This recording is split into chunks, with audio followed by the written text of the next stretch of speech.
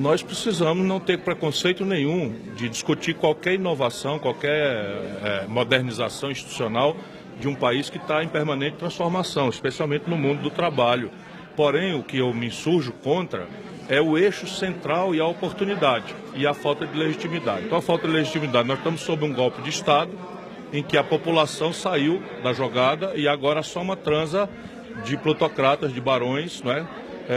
Jogando um jogo que não pertence a eles. Segundo, na oportunidade é absolutamente hostil, porque nós temos 14 milhões e 300 mil brasileiros desempregados, 9 milhões de brasileiros empurrados para a informalidade, o biscate, se virando para levar alguma coisa para casa, e na questão fundamental do conceito, tem 150 artigos, e evidentemente que não é tudo que é ruim, mas o centro dela devolve o trabalho, que é um valor social mais relevante do mundo moderno, à mercadoria que ele era no século XIX, na medida em que cria uma categoria absolutamente exótica, que não existe em nenhum lugar do mundo, nem na literatura, que é fazer valer o negociado sobre o legislado. Ora, se você tem um mundo do trabalho fragilizado como está, pelo desemprego aberto, e você tem uma fila de pessoas precisando de emprego, como é que você vai empoderar nesse momento o empresariado para fazer valer a negociação desigual sobre a legislação, que é a proteção do mais frágil? E isso é o que nós precisamos pôr na consciência do povo brasileiro. Agora o Congresso votou, o Senado votou agora à noite a reforma, e agora? Bom, agora nós vamos ver na prática o que eu estou lhe dizendo, e o país vai ver que, entre outras agendas graves, nós temos que colocar em debate no futuro próximo, está a modernização da legislação trabalhista e já a correção dos abusos. Porque a senhora vai ver também, já começa, para quem é mais esclarecido, para quem está acompanhando detalhes, por exemplo, aquela PEC 55, que na prática revoga a Constituição de 88, ao proibir expansão de gastos com saúde, educação, segurança pelos próximos 20 anos. E impondo um reajuste nominal global de apenas, nesse caso, 3%, que é a inflação projetada por ano que vem. Isso não cabe, isso aí simplesmente é impraticável. E sem a reforma da Previdência, mais ainda, porque o governo fez o cálculo com a reforma da Previdência. É evidente. Pronto, mais uma vez, parabéns a vocês de Goiânia. Desde a hora que eu cheguei aqui, a imprensa tem me tratado com esse nível de qualidade das questões. E é isso que está em debate, não é, Futrico? Parabéns a vocês. E, de fato, a senhora chamou a atenção. Com a Previdência Social, com casca e tudo, do jeito que eles propuseram, a estimativa era de que em 10 anos nós economizaríamos 600 bilhões de reais, começando com pouco e acabando com muito. Supondo, só para argumentar, que 600 bilhões fosse um décimo disso por ano, nós chegaremos a 60 bilhões, quando o buraco da conta primária do governo esse ano é de 150 bilhões. Então, evidentemente, é mais um remendo perverso, porque ofende interesses absolutamente frágeis em relação aos privilégios. Todos vocês sabem que 2% dos beneficiários da Previdência levam mais de 1/3 de todo o benefício. Ninguém mexeu com isso. Os políticos, os magistrados, os procuradores, enfim, só eu, Ciro Gomes, teria direito a 3 pensões vitalícias, que me dariam ao redor de 80 mil reais. Estou contando essa história hoje porque nunca aceitei receber e quero ter moral para criticar aquilo que eu estou criticando hoje. Como é que num país em que extensamente a mulher do povo tem uma dupla jornada de trabalho, você vai impor ela a mesma idade mínima do homem? Como é que você vai impor a um professor que ele dê 49 anos de aula para ter direito à aposentadoria integral? Onde é que existe isso no mundo? Se alguém me disser, tem um país do fundo da África, ou do fundo sei lá, da Ásia que faz isso, eu calo a boca. Não tem nenhum que eu conheça. Como é que você impõe a um policial estar na rua enfrentando a violência com 49 anos para ter direito à aposentadoria integral? Como é que você iguala a idade mínima um trabalhador rural de sol a sol, madrugada adentro, para produzir alimentos para a nossa sociedade, com um engravatado de trabalho em ar-condicionado da cidade? Isso não é razoável. Com relação à denúncia contra o presidente, as trocas lá na comissão parece que vão dar maioria para o governo. Sim. Porque são 672 votos, é mais fácil.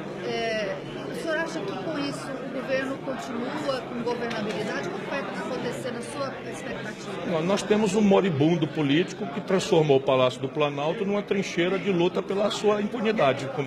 Hoje o Brasil, com todos os problemas que tem, todas as energias do Palácio do Planalto, do governo e da sua quadrilha, são dedicadas ao suborno, à conspurcação da vontade popular, ao constrangimento, à chantagem, despudoradas. Imagina a senhora que se faz isso em público, não é? Imagina o que eles não estão fazendo para obstruir a justiça em privado.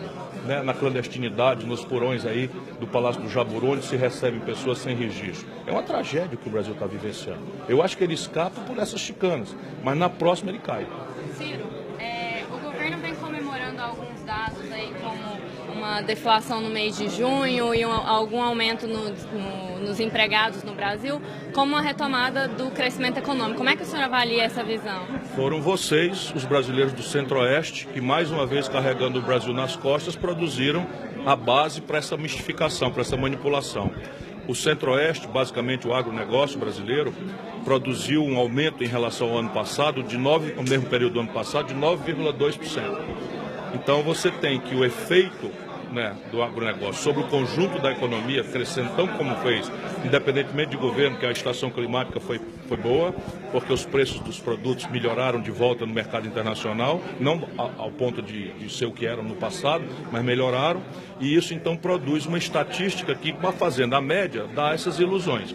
Mas basicamente a senhora só vai ver o país sustentando desenvolvimento se a senhora olhar para o consumo das famílias, e ele está estagnado ou em retrocesso. Ou olhar especialmente para a formação bruta de capital, ou seja, a taxa de investimento, ela está paradinha ou em declínio.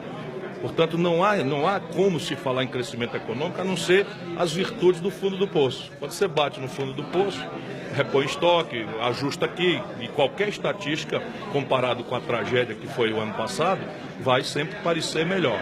Mas o país está proibido de crescer estruturalmente. O déficit fiscal está aloprando, não é? A taxa de juros no Brasil, criminosamente, numa hora em que a inflação, veja bem, está negativa. Na hora que o mundo está praticando taxas de juros negativas, o Brasil está com a maior taxa de juros real do mundo. Só para transferir renda de quem trabalha e produz para quem especula no mercado financeiro. Então isso, enfim... Lamento, eu também gostaria, porque o povo precisa do trabalho, precisa do emprego, desesperadamente. O governo Temer apontou a reforma trabalhista e a da Previdência como duas das principais para retomar o crescimento no país. O senhor avalia que elas realmente são as mais importantes ou quais seriam, na opinião do senhor? A reforma da Previdência feita corretamente, ou seja, a ideia de que você convoque o país para discutir um desenho futuro de previdência social com base no conceito de capitalização pública, sob controle dos trabalhadores, com regras de mérito para a eleição de investimentos e um governo que dirige esses investimentos para aqueles pontos nevrálgicos onde o Brasil tem potencial e já está gastando dinheiro, tem um efeito importante, porque são três os grandes fatores impeditivos do Brasil crescer. O primeiro é o colapso do passivo das empresas. As empresas privadas brasileiras, de tanto serem machucadas pelo juro alto, estão simplesmente com zero potencial de investimento.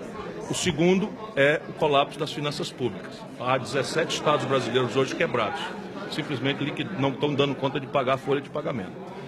E depois você tem o desequilíbrio estrutural nas contas do Brasil com o estrangeiro. Como o nosso modo de vida moderno é referido a um consumo global, celulares, microfones, fibras, química fina, meio de diagnóstico médico, isso tudo é importado. 80% do valor de um carro parado aí fora, importados. E o Brasil está pagando a conta com produtos de baixo valor agregado, basicamente agronegócio e mineração. E essa conta não fecha. Se o Brasil não tiver de novo uma estratégia, uma política industrial que interrompa a desindustrialização e retome um ciclo acelerado de nova industrialização para o país, não há como se falar em crescimento. Então o senhor defende que haja alguma reforma da Previdência? Ah, claro. Todo mundo que presta atenção no assunto compreende a necessidade de pôr em debate isso. O problema é a malversação da manchete, né, do tema. O tema é absolutamente candente no mundo inteiro. Por quê? Porque a demografia está mudando. Nós estamos, como sociedade, envelhecendo. O Brasil ainda tem um hiato demográfico aí de uns 10, 15 anos que nos permite fazer essa discussão sem atropelo. Mas o que está acontecendo na prática no Brasil? O que está acontecendo na prática no Brasil é que os empresários, na empresa, pagam os juros mais exorbitantes do mundo. Mas no pessoa física, ao extraírem qualquer excedente, bota essa montanha de dinheiro no juro. Então eles ficam paralisados na denúncia do que é de fato importante e tendem a estressar e a exigir do mundo político que estressem os outros custos da produção. O custo do salário, o custo da previdência e o custo tributário, que é com que a gente paga a saúde do povo.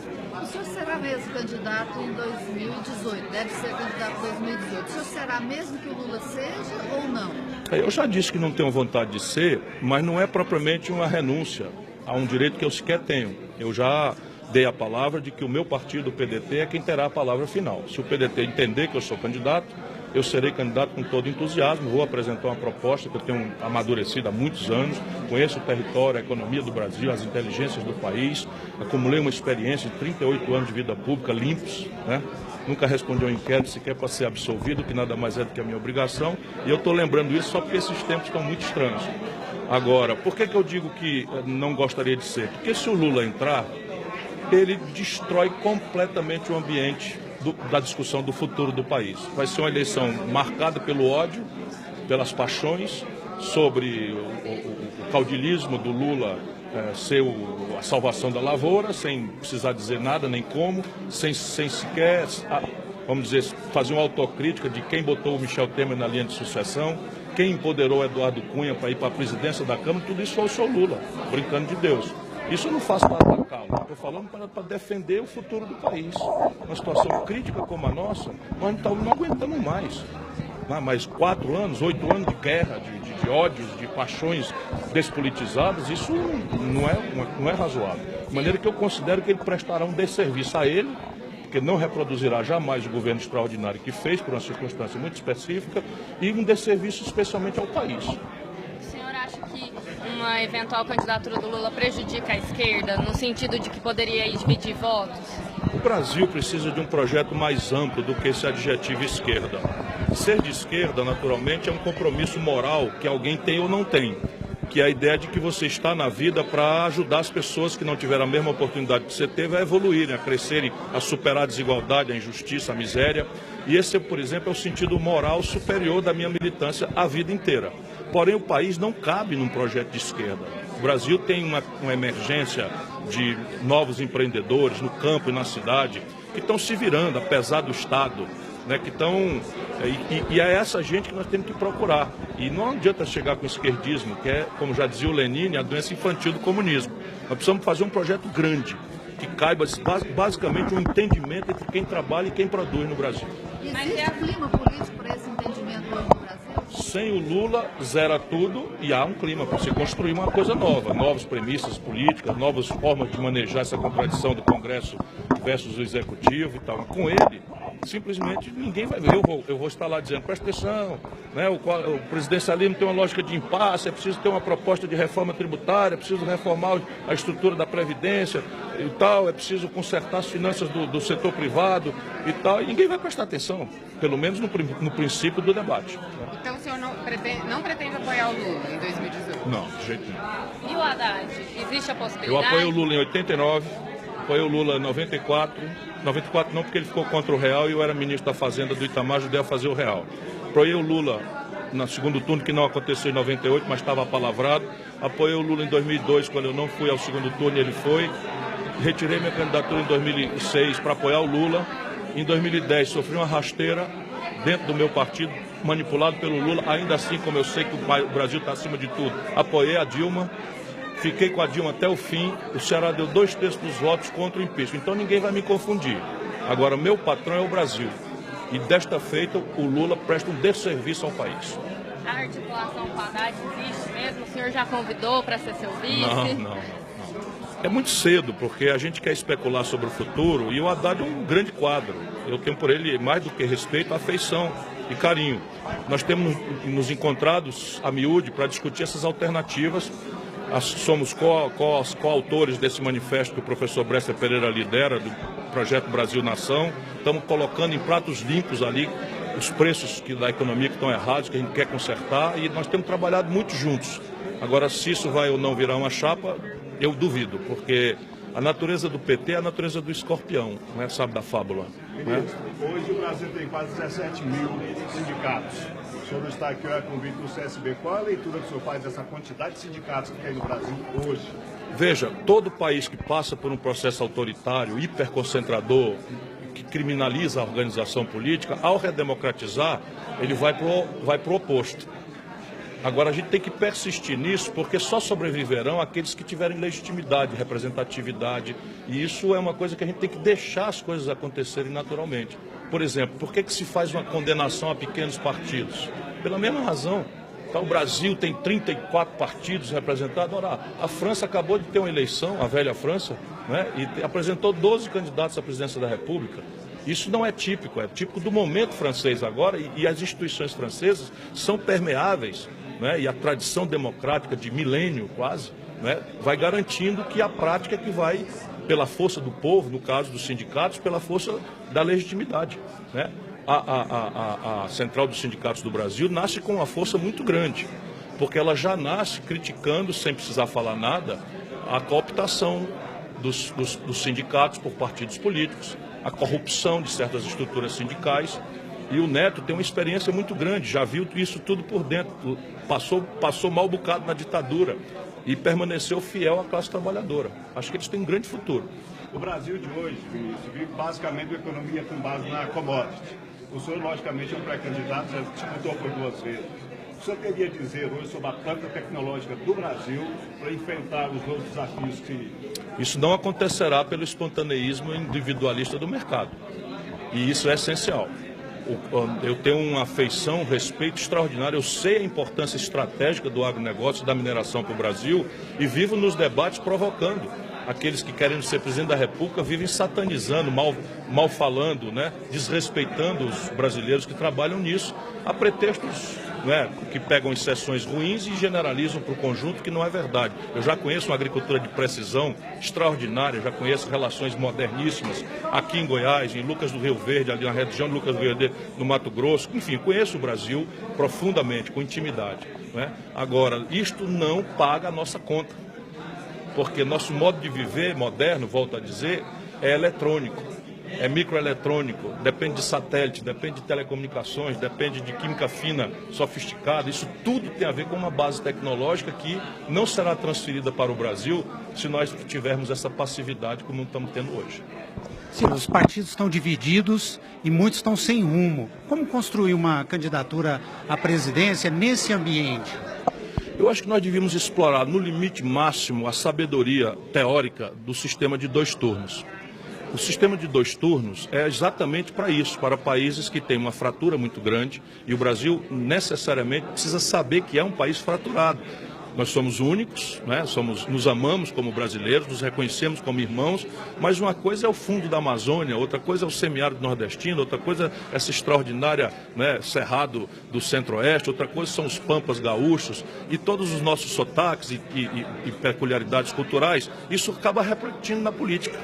Então é preciso ter paciência e entregar aquele único mediador que merece respeito, e é ele o único que pode punir aquele e beneficiar aquele outro, que é o nosso povo. Mas já subtraíram do povo em menos 27 anos, o restinho de democracia que nós tínhamos. Mas na prática, você tem umas alianças, PSDB, PMDB estão conversando, estão se dividindo. Eu, por exemplo, se for presidente do Brasil, eu começarei fazendo história, porque eu garanto ao senhor e à presença dos seus colegas todos aqui que o PMDB me fará oposição. Não desse tamanho, porque eu vou partir para cima para destruí-los. Vou apontar o caminho da roça, da cadeia para aquela banda quadrilha e vou chamar para outra conversa essa outra gente que ainda tem respeitabilidade. Isso é o que tem que ser feito no Brasil. Como você faria? A aliança é fazendo política, denunciando ao invés de conciliando.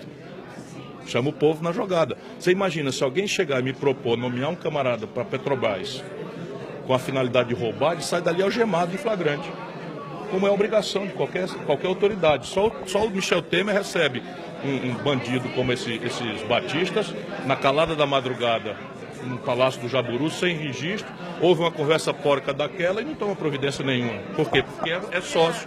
Como é que você vai construir a governabilidade numa situação dessa? Não, primeiro o seguinte, se eu for eleito, a mudança acontecerá também no parlamento, porque sempre aconteceu com todos. Até aqueles despolitizados, como Collor, chegaram ao poder com esmagadoras maiorias, embora despolitizadas e inorgânicas. Eu sou do ramo, eu conheço esse jogo, não é? Já governei, já fui deputado de oposição, já fui deputado líder de governo, já fui deputado federal, já fui ministro da Fazenda, já fui ministro da Integração Nacional, sou parlamentarista, respeito o parlamento, já fui o deputado federal mais votado do Brasil, conheço essa gente toda. E sei como separar o joio do trigo, privilegiando, porque o Congresso é mais ou menos assim, sendo um resumo muito simplificador de uma coisa que é mais complexa. Um terço é de gente muito séria, bem intencionada, que tem espírito público. O outro terço é de bandidos. É lamentável, um terço de bandidos. E o outro terço é, digamos assim, mestiço.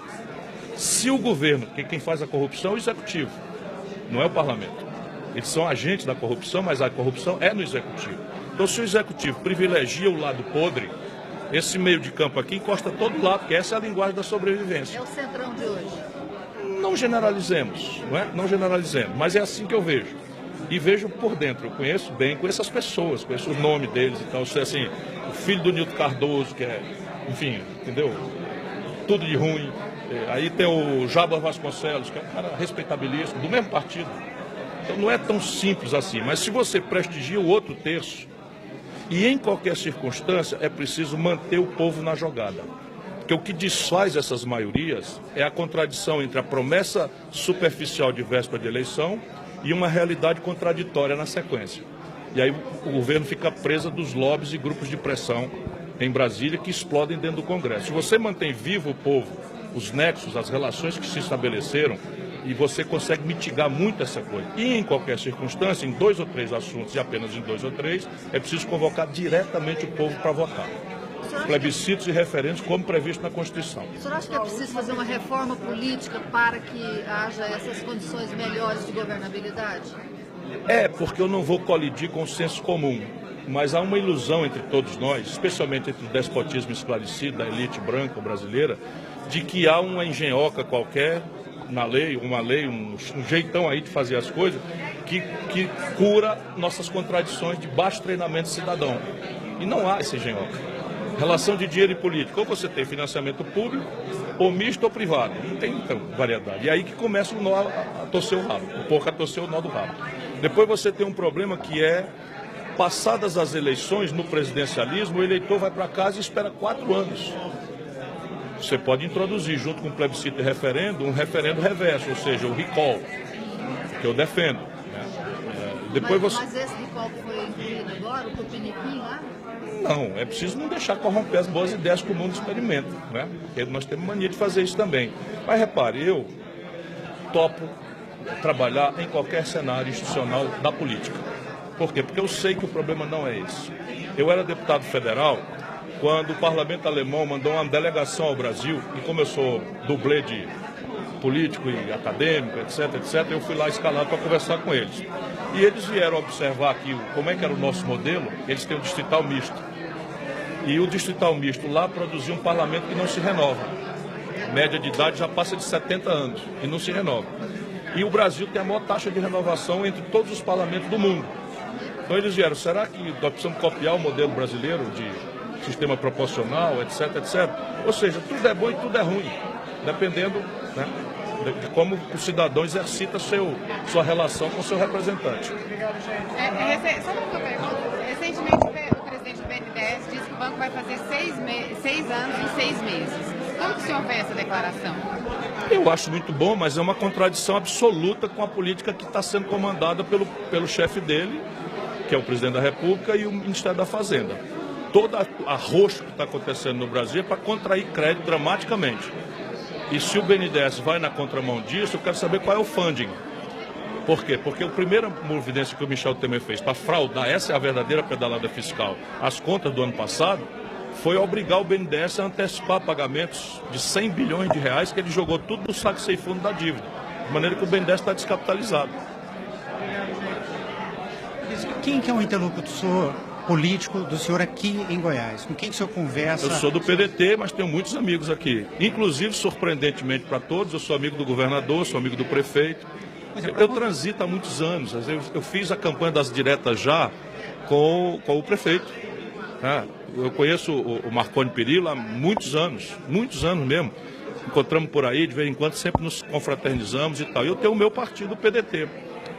Mas só para lhe dar um exemplo, né, Como definir uma candidatura, como construir uma candidatura nesse Veja, ambiente? Ninguém pode nem deve ganhar de véspera. Esse truque de conciliar todo mundo, entregando a alma, é o que aconteceu com o Fernando Henrique, que saiu pela porta do fundo desmoralizado até hoje. Nunca mais o PSDB ganhou uma.